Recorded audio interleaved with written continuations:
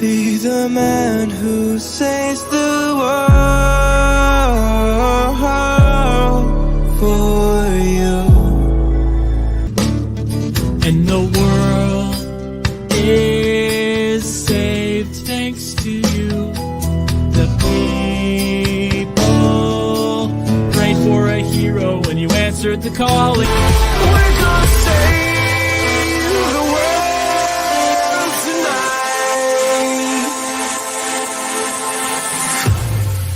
Then even though I am just a girl, I'd be the one to save the world. Who's gonna save the world tonight?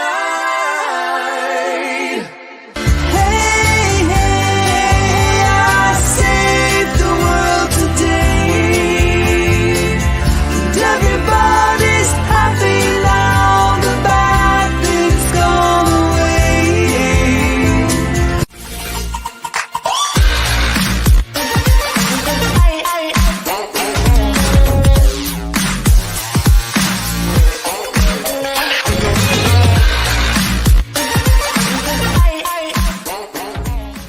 Welcome everyone to the I'm back, bitches! We're back, bitches!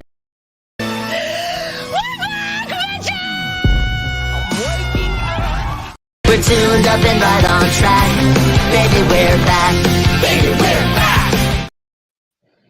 And we are back. Hi, everybody. Welcome back to Incendiary. Yeah, we've been gone for a while. We took a couple of months off for this hiatus, but glad to be back. Excited to be back. Well, Happy New Year for those of you who hadn't talked to us since then.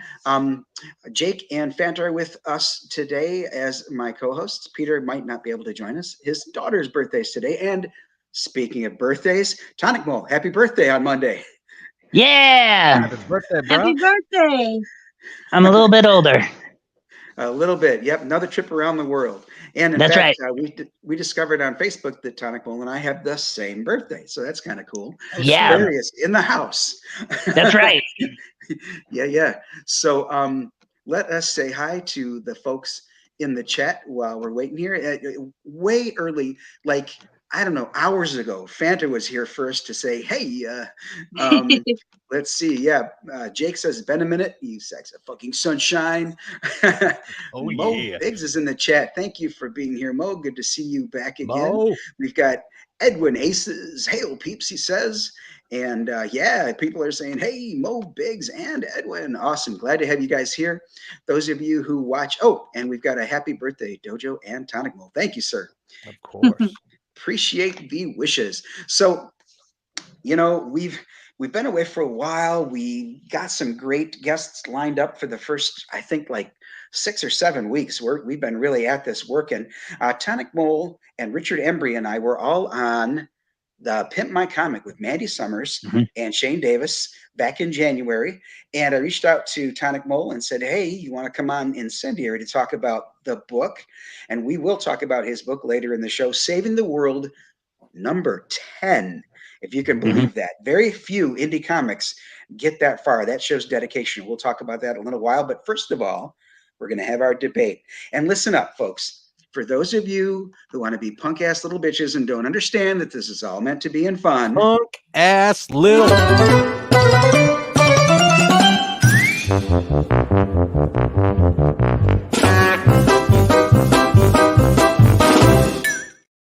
Okay, so hopefully you understand this is meant to be in fun. Don't get all butt hurt and EFAP us for hours. Anyway, so TonicMole, our topic, as it said on the banner, was no allegiance is necessary. And what we're going to talk about tonight, we're going to have fun with it, but what we're going to talk about tonight is there are groups of cliques or just, you know, communities in the indie comic world, and sometimes people feel the need to be a part of those groups to be successful. So I wanted to ask you, and we'll debate on this topic, do you think you need to be part of any specific group to be successful in indie comics? No. No. So you're going to be on the side of no. We're going to... Yeah, I'll be on the side of no. We're going to put you over here in the upper. And now you... Oh, whoops. Now it's Jake's turn to tell you what's next. Oh, okay. I thought I was just going to retire for tonight, but here we Nope. go. So, Tonic Mole, you are the guest. So you get to run this part of the show right here. Since All you're on the right. side of no allegiances are necessary. Fuck that shit. You don't believe in it. Ain't no way, no how. So, That's right. who do you want to partner up with you on the side of the debate? Would you like me or Fanta? Yeah. Because Dojo Kun is, of course, going to mediate the whole thing. He's the mediator. Okay. We'll keep it Fanta right below me. All right. Alrighty. We'll be side to side. That's right. So, Jake, I'm going to keep you there at the top. You're going to be their main opponent. I might All chime right. in on the side, to help you out. So, Jake, keep in mind your side of this debate. Oh, hey, let's say hi to James Craig. Thanks for being here, James. Appreciate you. Let's keep in mind then that you're going to be on the side of being a part of the group is a necessary evil, if you will. Oh, yeah. Let me get my stretches in. Here we go. That's right. That's right. Yeah, don't pull a hamstring. Okay, so Tonic Mo, we're going to start with you then as the guest. We'd like you to give us your stance on why it is not necessary to be part of any kind of group necessarily to be a success in indie comics. Okay. So my first argument would be is that nobody's ever succeeded because of the group they're in, right? There's maybe the illusion of this being the case, but in fact, successful people gravitate towards people or towards each other. But jumping in with those people don't make your comic better, and you'll succeed or fail based on just your sheer merit, regardless of who's going to bat for you or something. I've also never seen another group of people help promote someone and they succeeded in a way that they wouldn't. So I would argue that the dangers of herd mentality are far greater than any benefits that you would possibly see. I'm going to actually chime in a little bit here and say, another good point to make there is I've seen some groups that had wildly successful campaigns and some pretty, some bombs. So being in the group doesn't necessarily mean success because you can't count on those that are hugely successful to pull you up by your bootstraps. That's got to be you. They are not beholden to you. And if you really think that you have to count on them, then you feel like you're beholden to them. And I just don't think that that's a good idea to become beholden to anyone. You got to be your own creator. Now, that doesn't mean the collaborations can't go on. Some collaborations have been very cool. And, guest star, this person's comic, main character stars in this comic book.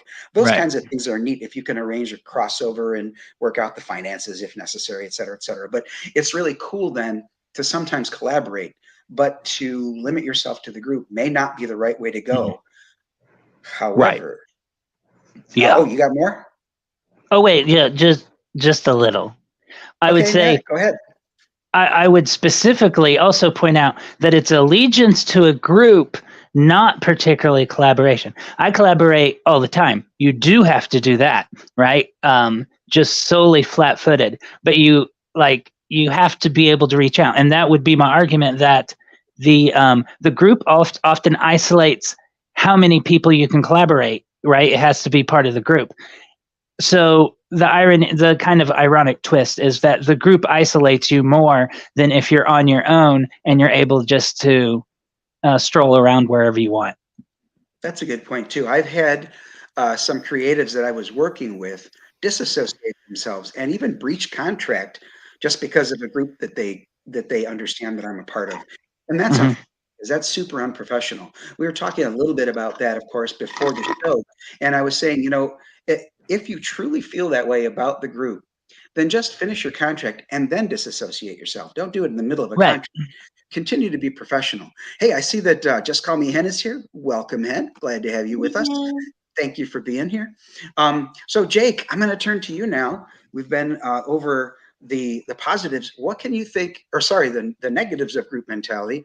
What do you think is perhaps a benefit of being a part of a group in order to get a success in indie comics?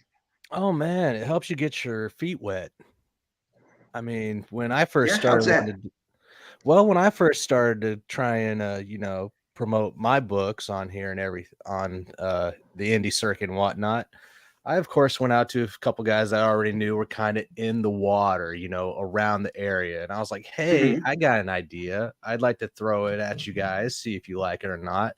Like, oh yeah, man, go talk to this dude, that dude, that dude, that one dude. So it was in a collective group of creatives, and they just sent me on my way to get in there and start talking and chit chatting with everybody. And they were like, yeah, hang out with these guys. These guys know what they're doing. This is how they do it. Here's their shows. Check them out.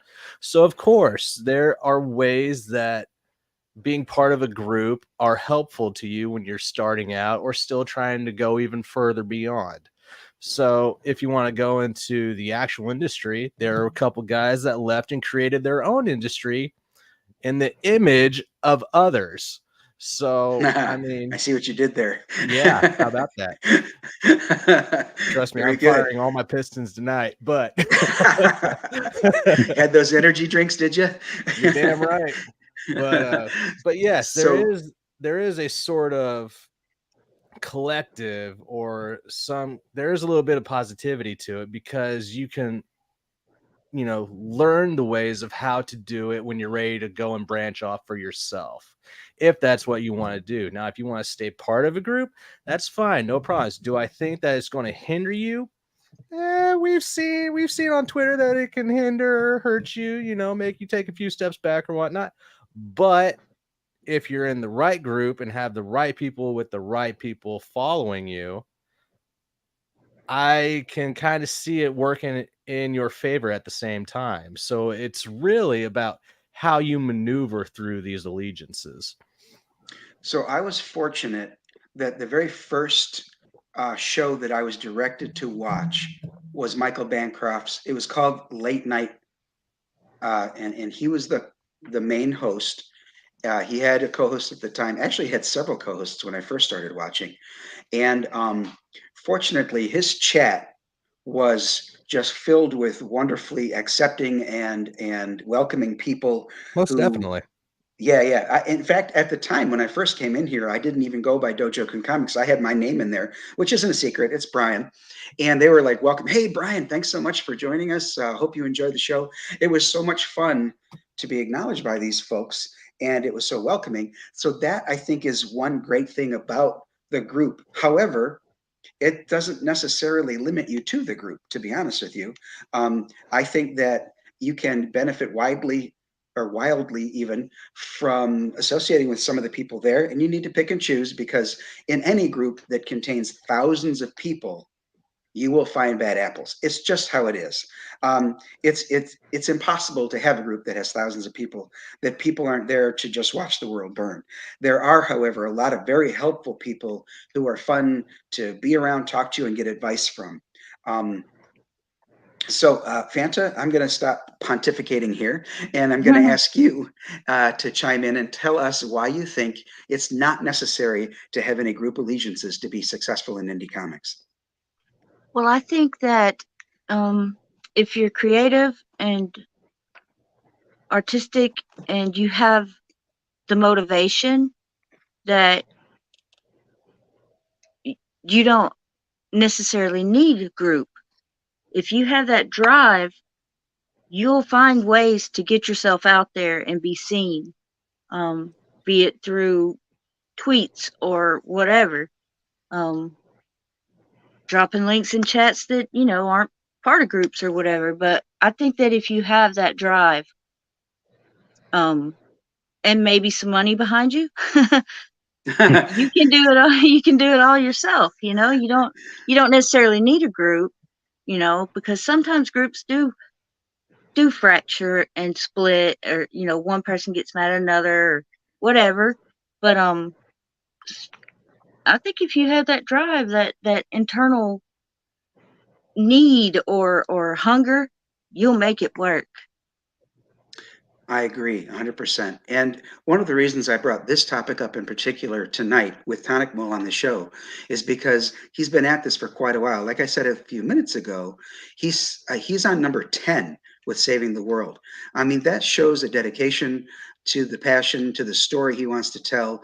And so, and I believe he's done so without being a part of any particular group. He's an independent in every sense of the word. That doesn't mean he doesn't have friends that belong to various groups, but he just doesn't like label himself or, necessarily ally with them.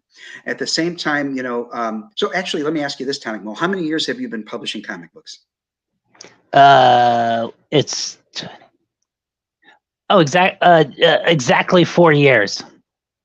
4 years, and you're on number 10 already. Wow. Yeah, well, yeah, I'm shipping number 10, and number 11 starts funding in like a week or so. Oh, shut up. Are you serious? Gracious. So you're on number 11. Okay, so Yeah. I've been self-publishing comic books since 2014.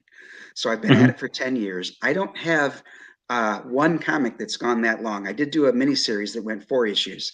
I collected that as a trade paperback and crowdfunded that. But I'm not trying to pat myself on the back. I'm just saying that if you've got the drive and you are serious about this hobby, it could maybe eventually become a job, a full-time job. That would be phenomenal if some of us could do that. On the other hand, if it just remains a hobby, but you're able to do that, you're right. Oh yeah, I was trying to raise my hand, but I raised the wrong one. Okay, what's up? I've been publishing 4 years, or doing my comic series, but I've been doing only that for 3 years. So after a year, now it's just my full-time job. Oh my gosh. Kudos to you, dude. That's awesome to hear that. Now keep in mind, it's like I'm working at a gas station for minimum wage. It just happens to be comics. So I'm also 40-something, so I have like 2 cars that are paid for, et cetera, et cetera. And so I make that amount, like what I make off of comics work. That's, one thing. I'm not all that successful, really. Like among the comic crowdfunding people, most people make a lot more than me, but nobody has bills as low as I do. So I worked manual labor and all these things, and I live in Oklahoma. And so I just built up until, my monthly bills are real low. And then I could actually survive, So anyways, that's off topic a little bit. Well, it's off topic a little bit, but I remember when we were talking on Mandy's show that you mentioned the cost of living in Oklahoma is crazy low. Yeah. Yeah, it's pretty freaking low. Sure. Yeah. And back to this is an interesting debate because it's like all of us have almost said the exact same thing and we're on 2 different sides, just slight nuance, right? So we're all like, yeah, it kind of, you might be eaten by the sharks, but then there's a split.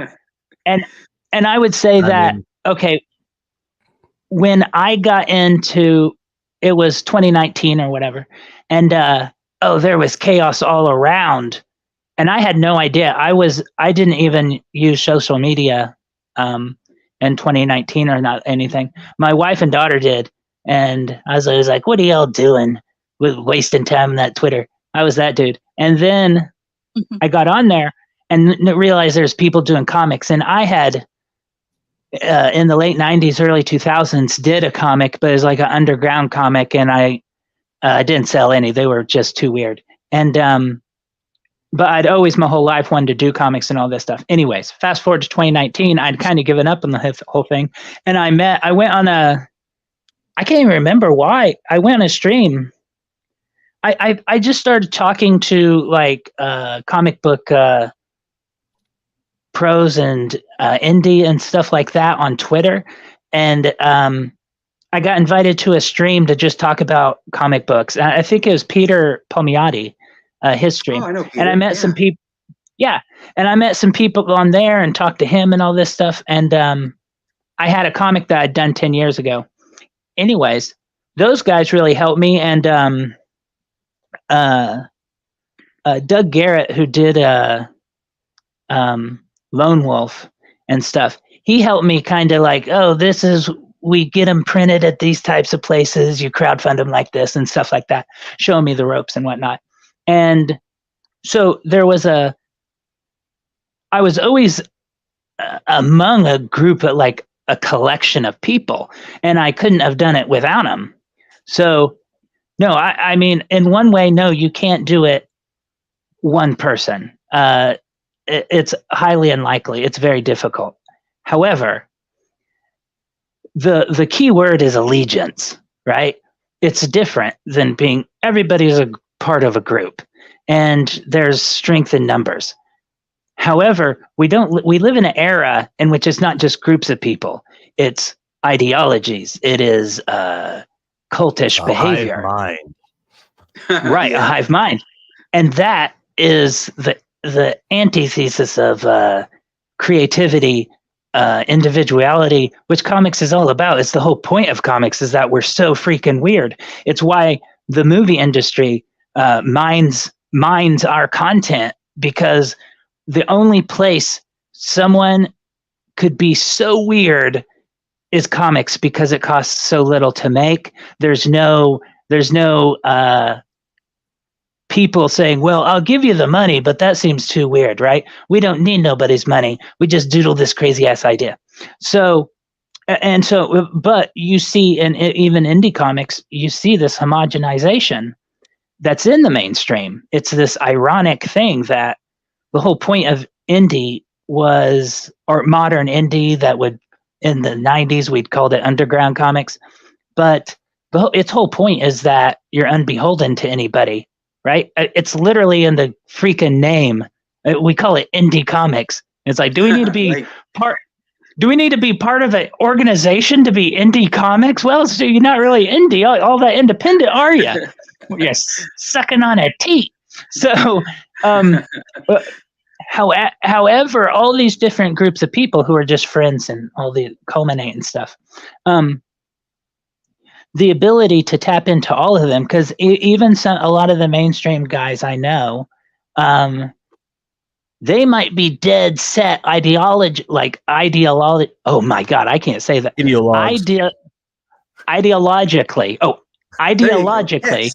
Oh, okay, there we They go. might be wildly at odds, but they'll say, it's fine, and dabble in there. And there's lots of guys who say, who are in the mix of these different groups, and who will also say, hey, I'm not really part of any specific thing. I just don't mind. And that's pretty much me.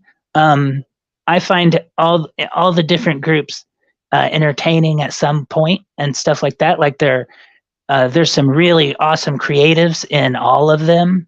But at the same time, it was early on when I started to realize that when one guy would be part of one group, he would be shut off from others.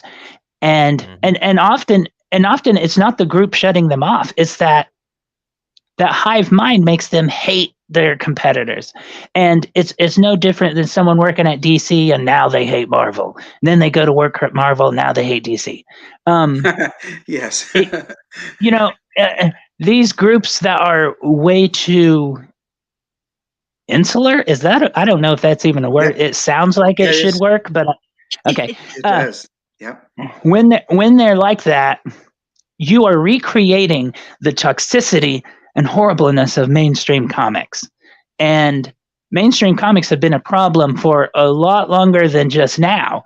It's a terrible place to be creative and try to work at. And that's why it's so amazing when you have guys like Frank Miller and, a whole list of Jack Kirby and all these guys, the fact that they could work in those horrible conditions, but is amazing. It's a bizarre, honestly. Why would you work in those horrible conditions?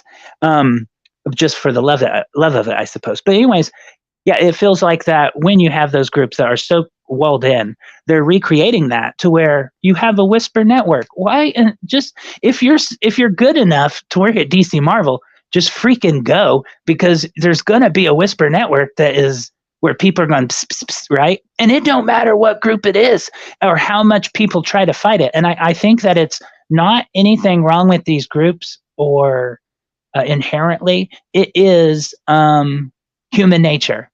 Because when you have groups that are dead set against the behavior of mainstream comics, and the numbers build, and suddenly you see the same behavior, you're going to have to say, okay, these guys in no way are intentionally recreating the problems we see elsewhere. This is when you could put a group of people together, it just happens, it's not anybody's fault. But anyways, so for me, I'm a hermit. That's just natural. I wouldn't say I made any decision. I just don't connect with, I can connect with everybody or nobody, but I can't connect with certain things. I'll contract. Exactly. It's something like that. And so, or autism, whichever, but so, Hey, yeah. So, yeah. That's right. Well, I think that someone reads a comic book, it's like, you're autistic, aren't you? My local comic book store, the guy that owns it, he said, he was talking about something about, is it okay if I got to go? The mother saying, I got to do some things. My son, is he going to be okay here? And and the comic book guy said, he looked over and there's this kid that was kind of autistic and stuff. And he was like, yeah, I think he'll be just fine here. Hey, he's found a home. Yeah, he's gonna live here from now on. And so anyways, that's getting off the topic a little. But the point, the original point was, it's that my moderateness becomes problem with debating, because I say no. You have to groups and networking are necessary for everything. You have to network. You just have to, unless you're some sort of freakish prodigy, right? But you're like a 1 in a million human. But generally, you have to network. But when you pledge allegiance, and that word allegiance, you have to compromise.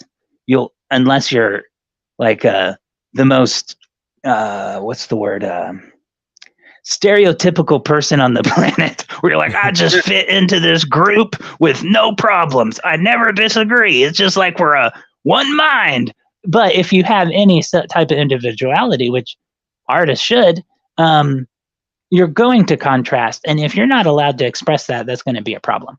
It is.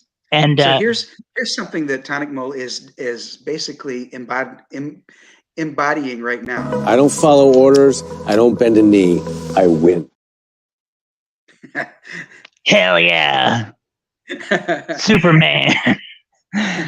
No, and so, that's also I entered 2019 or whatever. It was freaking civil wars all over the place. It didn't matter what group it was, there was civil wars.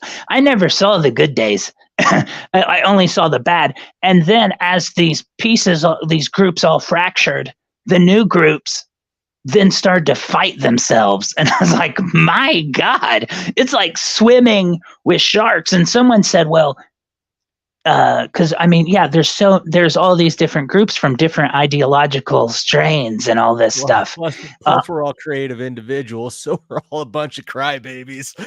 Right.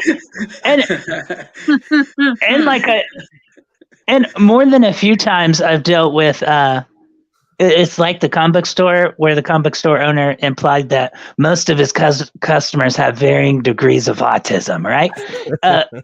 The people that create them, people that create them, they're on that spectrum deep. And so my hands up, I'm on the spectrum. Oh yeah, me too. Pretty bad. And so y'all making me wonder about myself now. I'm gonna have to go get checked. I know, right? Yeah. Being so defensive. If you're on this stream debating comic book industry, the chances of autism is like 120%.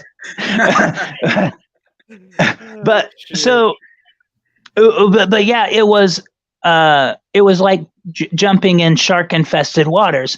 Everybody was cannibalizing each other at every direction. It was mainstream comics right? They were doing it. And so it was the entire spectrum of comic book industry, indie or pro. People were cannibalizing themselves. And I mean, that was, I suppose, every industry everywhere in 2019. And so, indie comics wasn't immune to that. And that's what I was jumping into. And someone said, man, do you think you should even mess with that? I said, well, here's the deal. And this might be slightly against my own debating stance, but I was like, I have to swim with the sharks to survive. You can't stand on the beach. That's not the choice. You have to swim out there and not be eaten by sharks. You have to do both. Like, you have to do it. There is no safe way. But at the same time, yeah, I talk to anybody. I would work with anybody, and I saw a slight. People would get mad because they expect. Okay, if I'll be talking to someone and then I'll talk to someone else, and they'll go, "Wait a second, why did you talk to that person?" It's like, because I talk to everybody. I don't give a shit. and so yeah, there's little. People, however, I will say this: everybody's always left me alone. I've never been like, nobody's ever messed with me at all. I've never had any problems doing whatever the hell I want. So it's not like, I have this, oh, well, this one time someone, no, nobody gives a shit what I do. But I do, sometimes that one person's not going to totally love that you talk to this person because they're, fighting with this person. Right. And I'm like, yeah, your battles are your own, buddy. But so yeah, and for smaller guys like me, I would say that if I was a mainstream comic book writer from the 90s or 80s or something who hasn't worked in 20 years or something, and I was like, I want to get back into comics. Yeah, you better join one of those groups, Chief.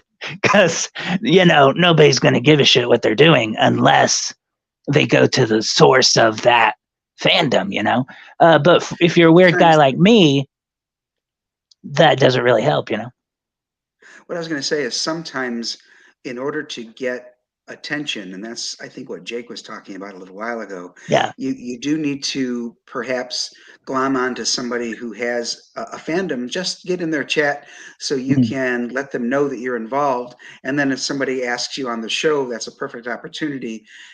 But nobody has to ask you on their shows. It's if Right. they think that you're cool or that your project is cool, they can have you come on. So it's one of the ways then to get more eyes on your project. But on the Right. same token, or the nuance that you were mentioning earlier, by not paying necessarily a specific allegiance to anybody, you have the opportunity to be on shows with all of the groups, and and you don't have to limit yourself or put yourself in a specific box. Now, Right. speaking of not limiting yourself, you said, we said that you're on Saving the World number 10 is about ready to fulfill, and number 11 is already in the works, probably well underway. Yeah. Let's do this. Let us bring up the website. Now, he did some crowdfunding campaigns. He did let me know that those aren't open anymore. However, you can get his stuff on his website. So let's take a look at Saving the World. Oh, I'm pointing at the wrong. There we go. Okay. So tell us about your website, TonicMole, and what you'd like to highlight. All right. So you can get all the singles, which, like, even if you back the campaign, generally it's trades for the first 8 issues. You get 2 trades. But here I do have the trades, but I also have, you can get the singles. Most are still first print. I think the only ones that are second prints are number 1 and 5, and I think that's all right now. So anyways, you can buy all the physical copies of 1 through I think 1 through 8 right now. I don't think I've had 9 and 10 up yet. But you can also get the digitals.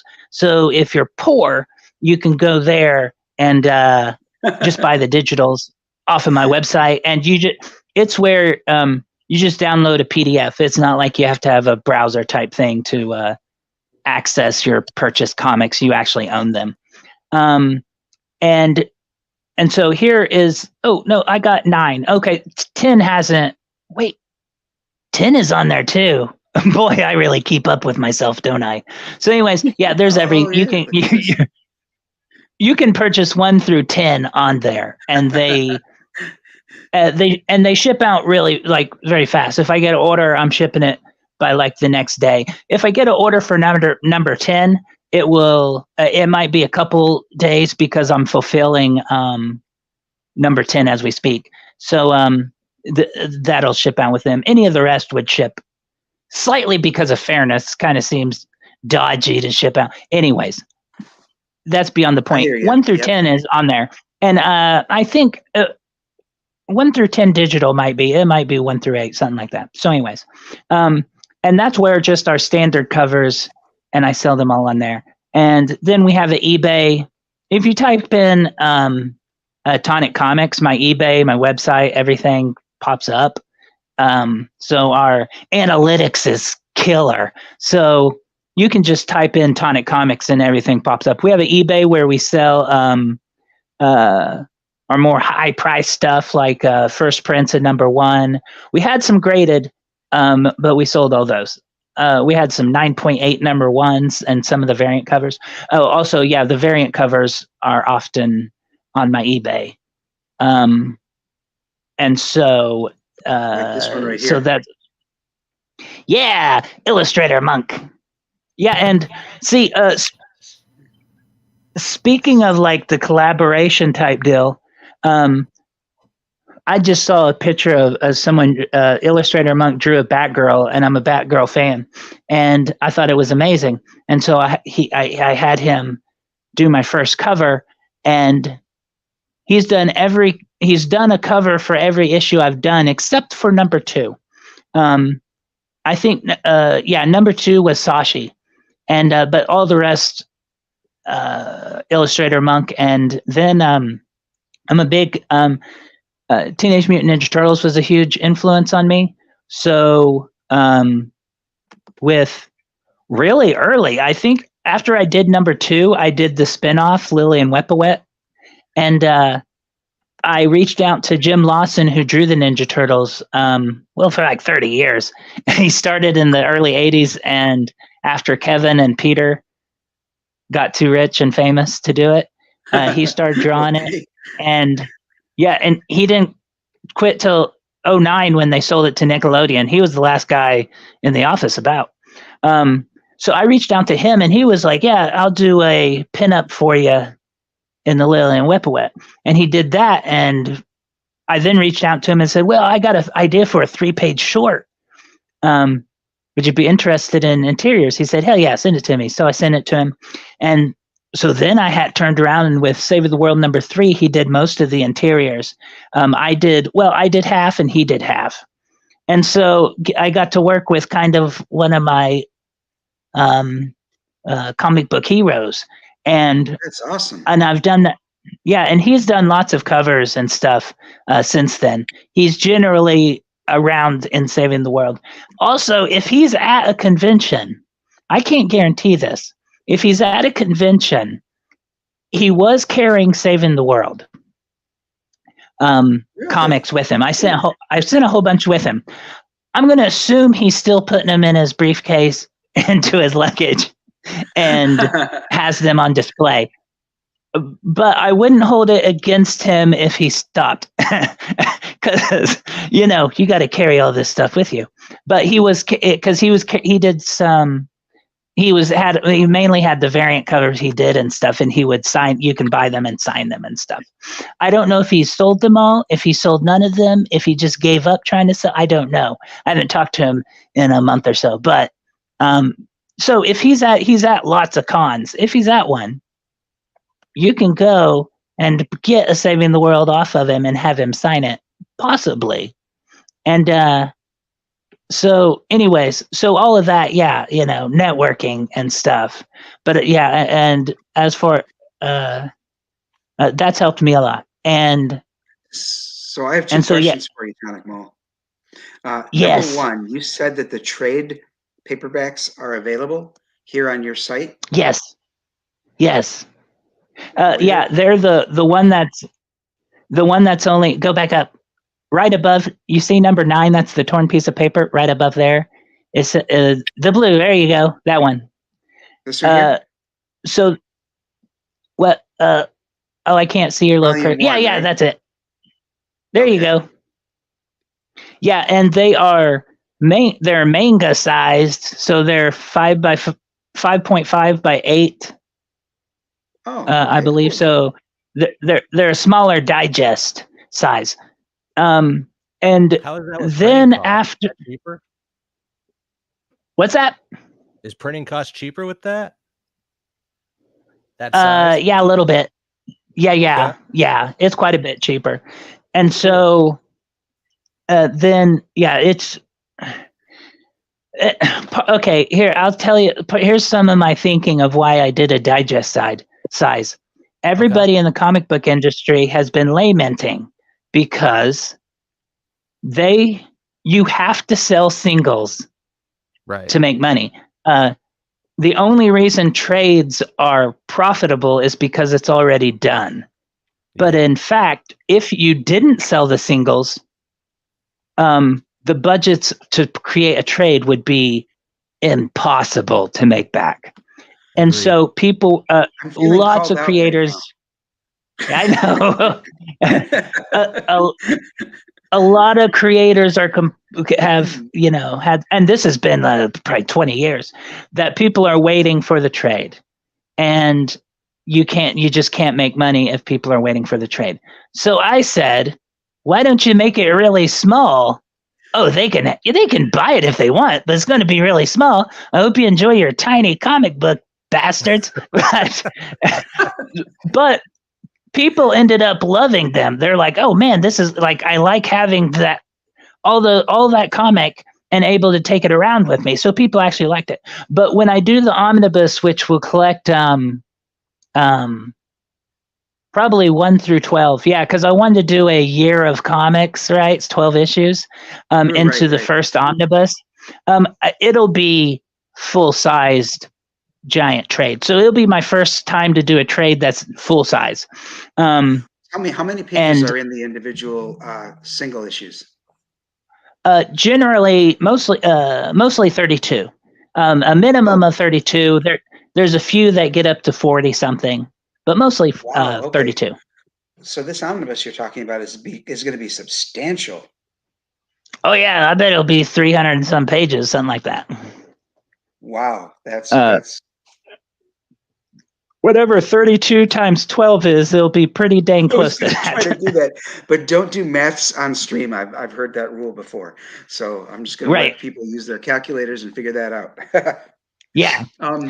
Yeah. So, type the answer in the comments, folks. Yeah, let me go back to StreamYard and see. I see I've missed a couple. Let's see. Lord Sandwich is with us. He has a 2-page comic, but it's not safe for work. All right, so and and Fanta is saying hi to Lord Sandwich.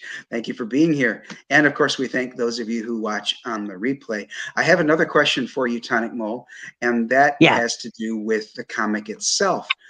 Saving the world seems like that's pretty evident that that's what these characters are doing, but tell us more about what is this about. Okay, so the premise of the comic is these two 19-year-old girls. They've never met each. What? Oh, sorry. What? You said it was two 19-year-old girls. I'm in. You sold me. Yeah, that's right. And so I thought you said I meant. I thought you said meant. I was like, what did you mean? I thought you wouldn't tell me. Okay, so so these two 19-year-old girls, they haven't ever met before, but they both live in the same town, Kansas town, and they get they both wake up with superpowers. They don't know how. They meet up on the street, and there's this car crash, and they save the people inside. One of them is kind of like a late 90s hipster. That's Nora. The other is a comic book nerd. That's Kira. Well, because Kira grew up on comics and that's kind of the culture she's in, she instantly thinks superhero, right? I got superpowers, so I dress up. Nora, she's not so keen on the idea of wearing costumes. So Kira makes this costume, and they kind of fumble through trying to be superheroes since they got these superpowers. But then increasingly, they find out that they weren't the only two, and that lots of people throughout the Midwest and Southwest got superpowers for unknown reasons. Now, what they do with those superpowers, who knows? And so that is the core element. And a lot of the inspiration was how, Superman grew up in Kansas. He gets superpowers and says, "See you suckers later. Good luck," and moves to the big city, right? And I was always like, that's kind of a dick move, right? He's like, "Oh, I was raised in this area. I don't care. I'm just going to let it all burn down. I'm going to go to Metropolis and save people falling out of buildings." He's like, "What about your freaking place you were born, you jackass?" Anyways, the idea is the crime rate is so low back there, though. I mean, he's in Kansas, close to Kansas City and St. Louis. I'm sure he could find something to do. But no, St. Louis is one of the murder capitals of the world. So yeah, I stand corrected. Yeah, it is. And Wichita, holy moly. So, that is when that comic came out in the 20s, there was like 15 people in Kansas. So yeah, fair enough. So in my comic, though, they are in a mid-sized city, though it does discuss the idea that you're in a mid-sized city in Kansas. You can't really sit on a rooftop. And in fact, you can't really just sit on a rooftop in New York City and see crime. Like, crime isn't that obvious. I mean, I've met very few people who've seen a crime in progress that they weren't committing, right? And so, so it explores that idea of the superhero situation doesn't totally work. So the girls have to find ways of actually applying their superpowers, because Kira, before she meets Nora, she sits on a rooftop and sees nothing for a week or so. And she's like, I don't know how to even be a superhero. How do you find crimes in progress? She's never seen one her whole life. Putting on a costume ain't going to make it happen. And what ends up is they never actually much fight crime. They fight these giant mutants that are appearing. So their superpowers are used more to defend their home city from things like them, but with bad intentions. And so, and there's a lot of, so that's the core of it, but they also are fighting to pay bills and all this because they don't get paid for being a superhero. And so there's there's some real life stuff. It certainly leans heavy into the action and big booby superhero punching things, but there is I hate the word slice of life because they use it poorly right now. But I drew comics when I first started drawing comics in the late 90s, early 2000s. My favorite comics were all underground. So it was Ghost World and Hate, Peter Beige's Hate, and all types of stuff like that, Johnny the Homicidal Maniac. And so I love that was what I really grew up on. And now as a little kid, I love superheroes, but as a teen, throughout my whole teens, it was all, that type of stuff. So I kind of infused those two things. That happens to be superheroes with slice of life, but it's presented, I believe, everybody says they get a late 90s the Max cartoon and Beavis and Butthead and all that type of stuff, the grunge feel, and that would make sense. I'm highly influenced by the era. But the series is an ongoing series, so there is each issue you could probably just sit down and read and enjoy it for what it is. But if you read them all in order, there is a very large arc that is building as you go. And that is where largely Lily and Wepawet come into play. So you have these two girls just trying to be superheroes, and there's lots of mutants everywhere that were created by an event that they don't know what it is. And all of a sudden, this the Lily and Wepawet start to appear, and they start to give the reader hints at what the grander story is. How did they get these superpowers, and what is Wepawet? Where did he come from, and all these things, and all of this is probably my real short answer of like what saving the world is. That was the short version? Awesome. No, I don't. I haven't gotten there yet. So the short of it is take all of the things that happen in superhero comics. Right? There's all those staples of things that happen, and then pour it through the lens of late '90s underground comics. And that's basically what saving the world is. So you'll see mainstream comics tropes and things like those there, but twisted, right? It's a little different, and you might not even recognize them as the tropes unless you really step back and you go, "Hey, that's the thing they do," and stuff. And so, yeah. So I'm kind of pouring everything into one giant gumbo of underground comics, superhero comics, mainstream, indie, and all these things, because those are all my influences. I didn't do it on purpose. It's just, my brain's made of media I consumed. Right. Well, I think a lot of us are that way too. Sometimes when we create characters, people compare them to characters that came before, and it's like, well, duh, I've been reading comics for 50 years. I think that I'm probably been influenced by a few of them that I've read, and the things that I like a lot are the things that I'm going to probably put in my book. It doesn't have to be an exact duplicate of the character, just you can see that there's an influence there. And I mean, in some instances, some of what I do is an homage to what I grew up loving. Right. Yeah, like my main character, Kira. Oh, yeah.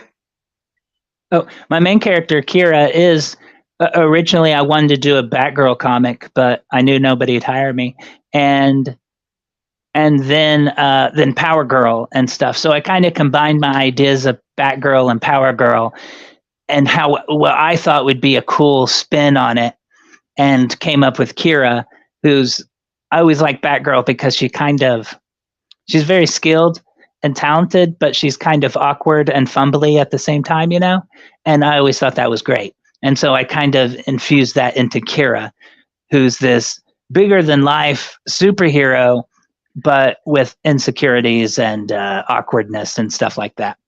Looking at the screen right now, which one of these is Kira? Almost all of them. She's the redhead, so she's the entire top row, and she's the two in the center at the second row. So that's her right there. Okay. Yeah, let me go back. She's the two in the center. So these two. Is this the other character then? No, that the one you're pointing at, that's Hobo Girl. So at this point, by issue 6 or 7, they start to meet more superheroes, and they form the On-Call Heroes, which is like my comics Justice League, except for they're all crazy out misfits. So Hobo Girl is, of course, a homeless girl who also got powers, and she made her outfit on a thing she found. And she's kind of crazy, but also, as of issue, she's been in several issues. You've never seen her use her powers. So even her teammates are like, we don't know if she actually has superpowers. She talks about having all types of superpowers, but she might just be a crazy homeless person. And so that's what the ongoing mystery of, is Hobo Girl actually a superhero or just crazy?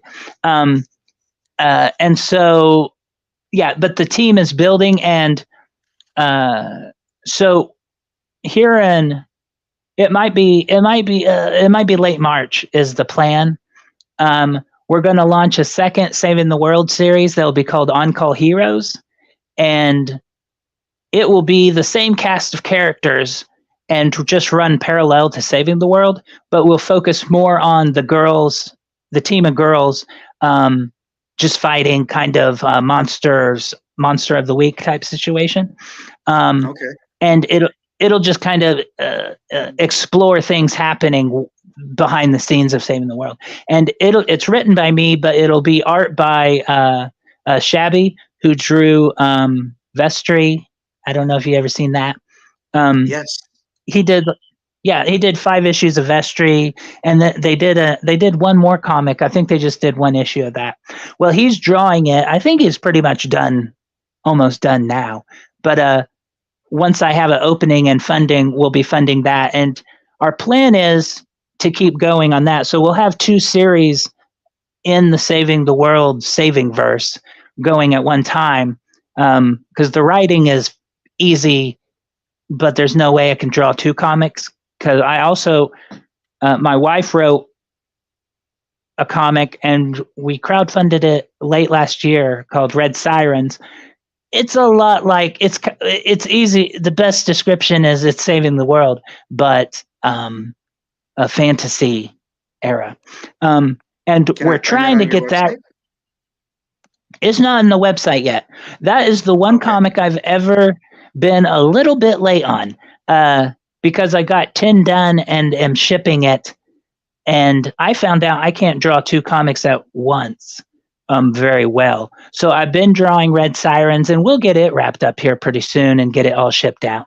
But so that's where I come in and said, oh, I got to, if I'm going to do more than 1 series, which I need to, because I can write far faster than I can draw, I got to have another artist, because Red Sirens is,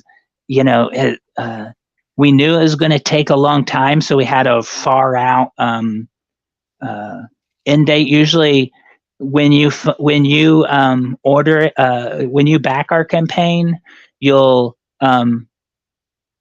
be about 3 months before it and it'll show up to you. For crowdfunding, we have a pretty fast turnaround, but Red Sirens was the one where we're like, well, we'll take more time because we know it's going to be a mess, and it's going to be a lot to juggle. But it's been even more to juggle than I even knew. But it is coming out. It is coming out really awesome. So that's what inspired I get another artist on that. And so we'll be doing that. And Red Sirens, it'll be an ongoing series. It won't be as frequent as Saving the World. But we'll have, maybe 2 issues a year on that one as it builds up. Now, if it really takes off, we'll put more focus on it and stuff. If you have 2 issues a year, TonicMole, you're already faster than most people in crowdfunding. I'm just saying. Yeah. There are guys that in 2019 I was talking to, and they had this really cool comic they were about, they were like, yeah, I just got to, finish these pages, but most writers hiring artists, but they were getting the work done, and their comics haven't went to funding yet to this day. And I'm like, I'm on it number 11, but I've actually done 13 comics because I had 2 spinoffs. Right. So it's 13 comics in 4 years. Oh man, okay, you're 13 to shame, dude. 13 divided by 4. Yeah. Well, it is, once it was all I did, it sped up a little. There is, with crowdfunding, there's an inherent, you can only go so fast because you got to get it takes 45 days from launch to get your money. And so that's 45 days ingrained. And then you order them, get them in. That's going to be 2 to 3 weeks, best case scenario. So yeah, you're looking at 3 months, and that's really not up to you. That's you doing everything perfect. And so it doesn't always go that way. It almost never does. And so right. I generally get out 3 to 4 a year. I don't know what 13 divided by 4 is. Wait, I know what 12 divided by 4 is. Yeah. A little more than 3. That's exactly what I do. I'll be starting funding or something on 3. And so I do, yeah, I'd say 3 a year is tops. And actually, oddly enough, Ninja Turtles, when it first came out, for the first 3 or 4 years, they only did 3 issues of TMNT a year.